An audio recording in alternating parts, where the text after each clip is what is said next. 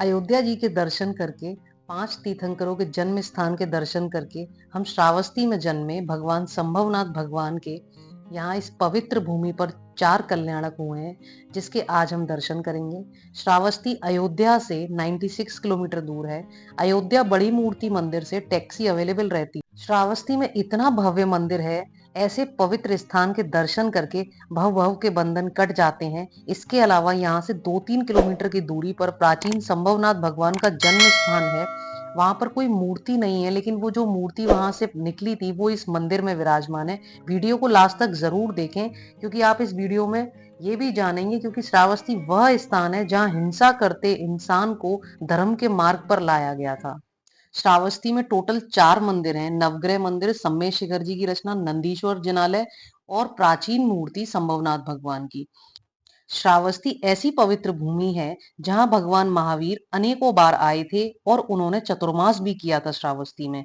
आज से लगभग 2500 से 2600 साल पहले उत्तर भारत में 5 महाशक्तिशाली राज्य हुआ करते थे: कौशल, मगधवत्स, वज्र, अवंती और श्रावस्ती, में जिसकी गिनती होती थी।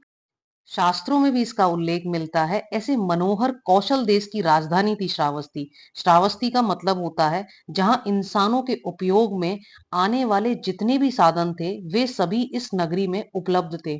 तो जरा सोचिए, ये कितनी भव्य होगी। यहाँ पर हर साधन उपलब्ध था। ऐसी भूमि पर हमारी आत्मा को शुद्ध बनाने के लिए, हमारे भावों को निर्मल बनाने के लिए, भगवान को महसूस करने के लिए ऐसे परम पवित्र कल्याणक भूमि श्री श्रावस्ती तीर्थ पर हमें जरूर आना चाहिए और जरूर दर्शन करने चाहिए। ये मंदिर इतना भव्य है कि आप लोग वीडियो में देख सकते हैं और आपको देख के मन करेगा कि हमें यहाँ पे दर्शन करने जरूर आना है।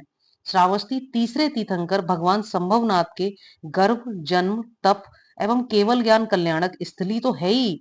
यहीं पर संभवनाथ भगवान का प्रथम समोशरण भी आया था और भगवान महावीर का भी समोशरण यहाँ पे आया था। श्रावस्ती जैन और बुद्ध दोनों का प्राचीन तीर्थ स्थल है। यहाँ से 2 मुनिराज श्री मृगध्वज एवं नागध्वज मोक्ष पधारे हैं, अतः यह सिद्ध क्षेत्र भी है।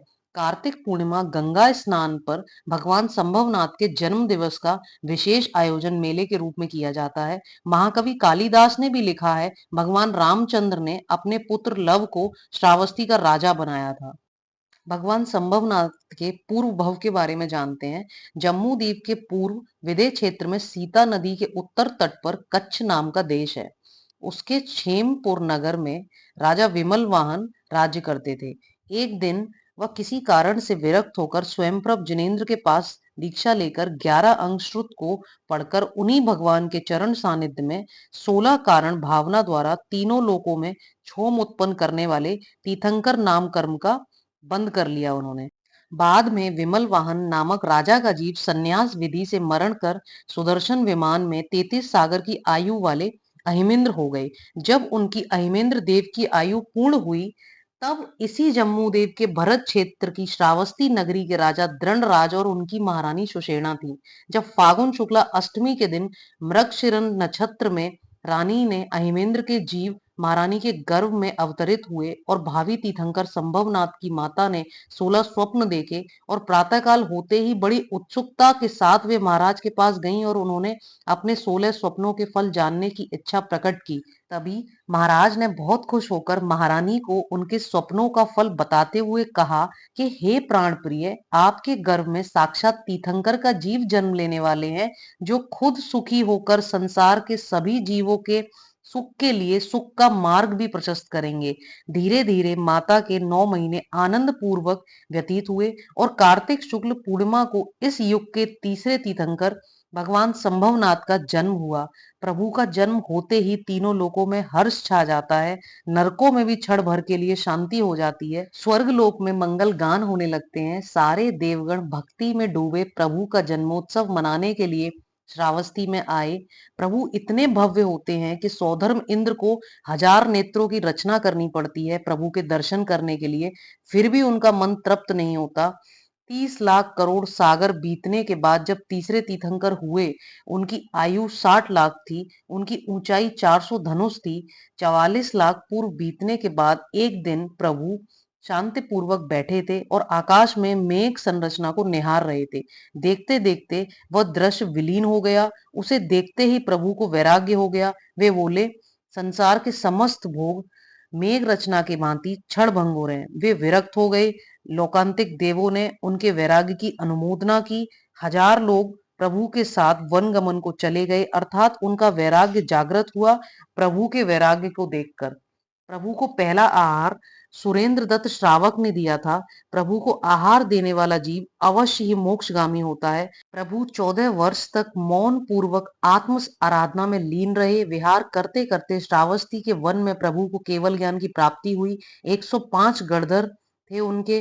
प्रभु के समूह शरण में 2 लाख मुनि थे, 3 लाख आरिका थी, 3 लाख श्रावक थे और 5 लाख श्राविकाएं थीं।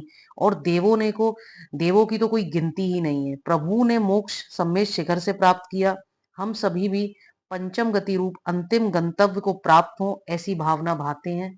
श्रावस्ती पूरे विश्व में प्रसिद्ध है क्योंकि भगवान गौतम बुद्ध ने 24 वर्ष यहाँ बिताए हैं। उन्होंने अपनी जिंदगी का सबसे ज्यादा समय श्रावस्ती में व्यतीत किया था, जहां उन्होंने बहुत सारे लोगों को शिक्षा और दीक्षा दी धर्म की। एक कथा प्रचलित है यहाँ पे। पुराने समय में एक डाकू हुआ करता था, अंगुलीमाल, जो लोगों की उंगलियां काटता था और उसकी माला बनाता था।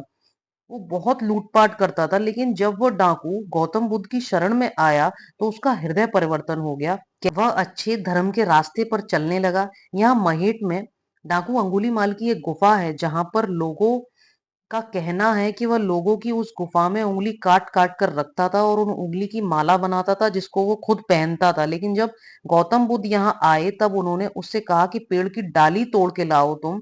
वो जब पेड़ की डाली तोड़ कर लाया गौतम बुद्ध के पास, तब उन्होंने उससे कहा, उस डाकू से, कि अब इसको डाली को वापस जोड़ के दिखाओ। इससे उसका हृदय परिवर्तित हुआ और उसने ये सब छोड़ दिया। तब तक वह 999 उंगली काट चुका था लोगों की। अगर आपको वीडियो में दी गई इंफॉर्मेशन अच्छी लगी तो चैनल को सब्सक्राइब जरूर कर लें और वीडियो को ज्यादा से ज्यादा लोगों तक शेयर करें। जय जिनेंद्र।